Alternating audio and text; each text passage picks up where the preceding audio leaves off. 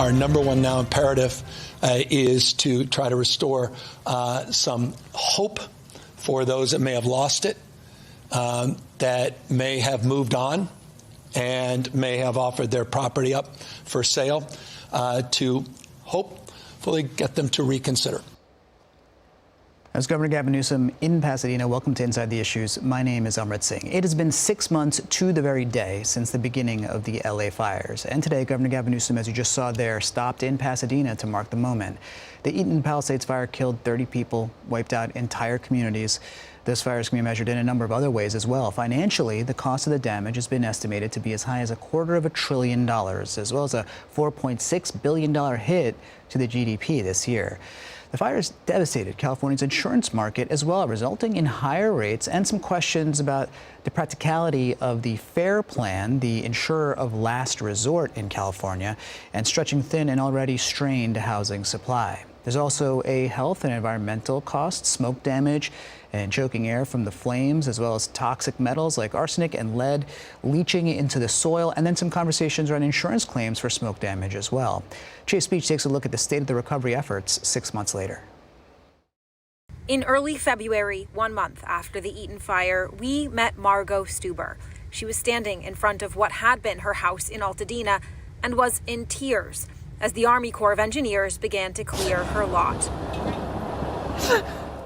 She said she was grateful for progress, but heartbroken over what had been lost. But on July 7th, exactly 6 months after the fires, she says things have changed for the better. At the moment, I feel wonderful. The walls of my house are this high up, so this gives me hope for tomorrow. This is what Margot's property looks like now. She says she's been able to get to this point thanks to her builder, Trinidad, who she's working with closely, and the Army Corps. On Monday, she was at Governor Newsom's press conference in Pasadena, where he marked 6 months since the fire and also praised the speed of recovery. Newsom announced a new executive order that he says will expedite how quickly people and business owners will be able to rebuild by expanding exemptions to the Coastal Act and the California Environmental Quality Act, known as CEQA. But many in Altadena say the state still isn't doing enough, especially when it comes to insurance. On Monday, community members spoke out, calling on the governor to push insurance companies to pay out claims. Elisa Smith, whose home in the Palisades wasn't destroyed but was fire damaged, says she still hasn't received her full payout. You hear people who don't have insurance and you feel like, oh, at least I have insurance. And then you realize, oh, wait, this insurance is not paying what I need to get to reestablish my home back where it needs to be. We asked Governor Newsom what he's doing to support people waiting on those insurance payouts. And as it relates to the type of concerns, as it relates to each policyholder, your insurance commissioner has our support as he investigates that. Is that not passing the buck, Governor? Well, it's the insurance commissioner's job. That's the agency's job. He has the support. That's not passing the buck. That's reinforcing a commitment. The executive order, the sustainable insurance plan, the work of the legislature, all of us supporting those efforts. Margot says she has received her payout, and with those funds, she's taking steps towards recovery. But she says there's a long road ahead. Going forward, I really have hopes that we can build a strong Altadena again and some of the strong community feeling we once had. Angelinos finding a way forward 6 months after the fires. Our Chase Beach reporting there, asking Governor Gavin Newsom a question, also giving us perspective from community members. At a moment like this, it is a community that we're interested in hearing from. And there's a radio station in Los Angeles that's been doing that with a sustained focus. Radio station KBLA Talk 1580, documenting Eaton Fire recovery and rebuilding efforts throughout its weekly program, Conversation Live, Altadena Rising. Joining me now is the show's host, James Farr. He's here at the desk. Welcome back to the show, James. Great to have you here. Thank you so much for having me back this evening. It's a difficult evening to have you back in so many ways. I know for you as well, your day got started early and you kept a sustained focus on this Eaton Fire recovery. We're now 6 months in, and you heard some of the reporting there.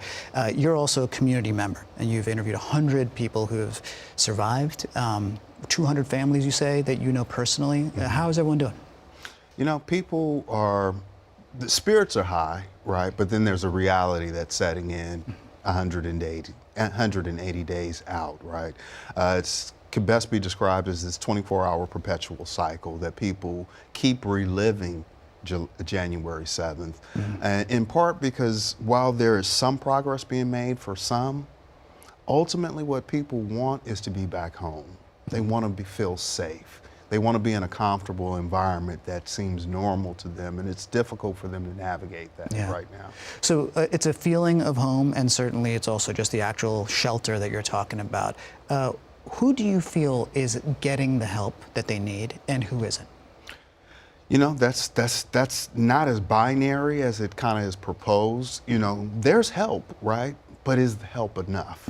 You know, and so if you need a lot and I offer you a little, we can argue that I've helped you, but it's not the total of what you need. So people who are able to navigate the system a little bit better, perhaps the technology isn't a challenge, but I'm concerned that a lot of the elders, our seniors, who are just not as familiar with technology.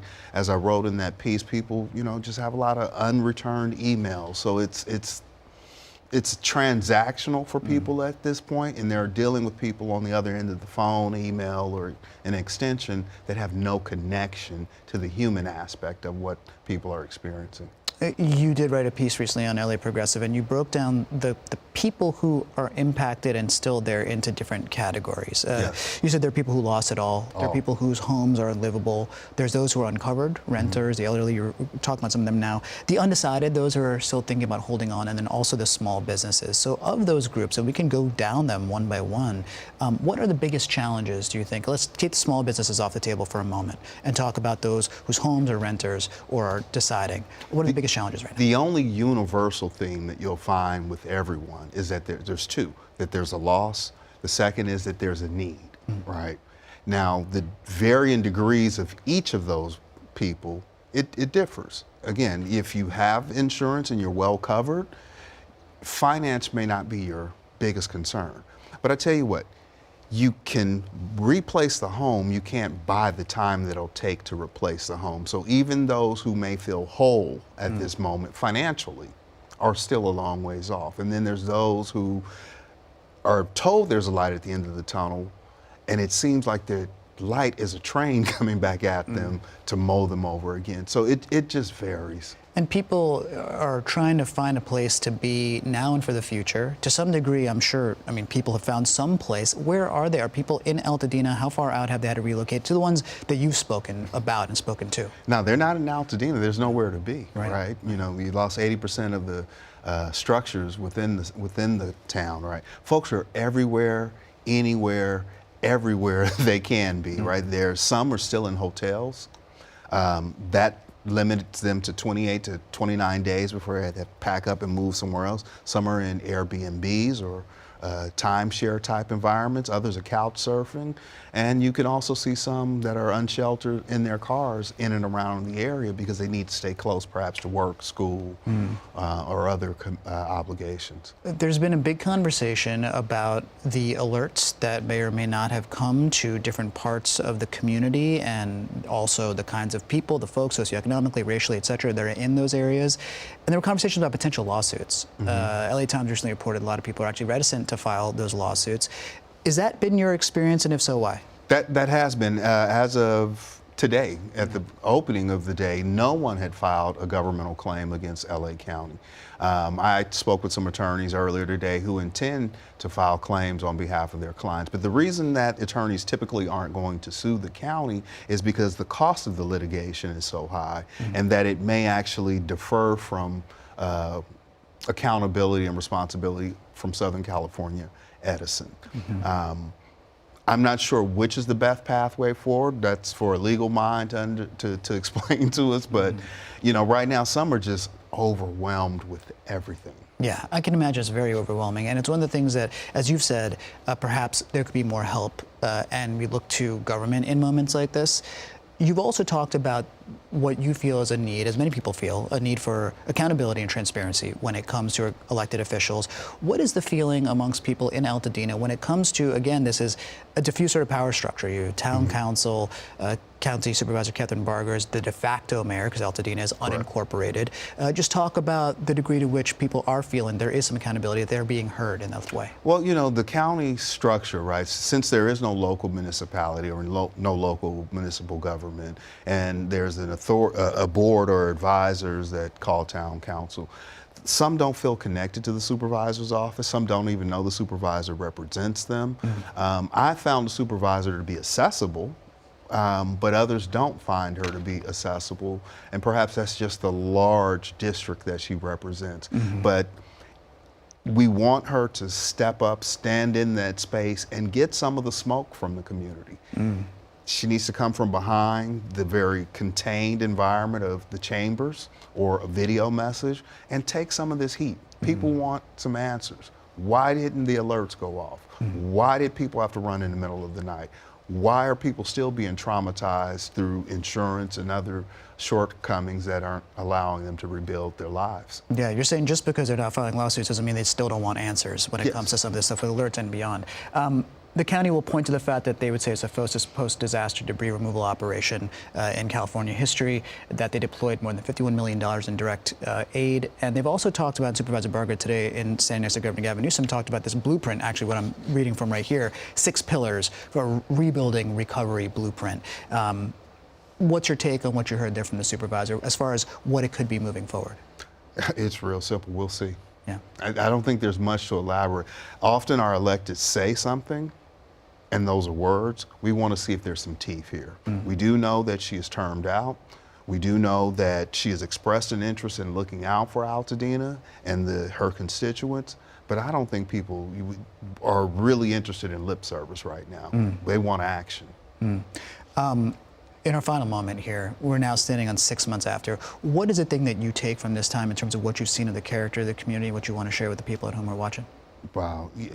Altadena and Altadenians is probably one of the most resilient group of people. I don't think they're delusional. And I think the illusion that they have is that things will return, right? But they're going to have to go through a process in order for that to settle. I think it's important that people outside of the area allow people the space to make the best decisions that are a very individual decision. Should they sell? Should they rebuild? It's not our call, it's their call. They lost their house. I didn't, you didn't. Let them make that decision on their own.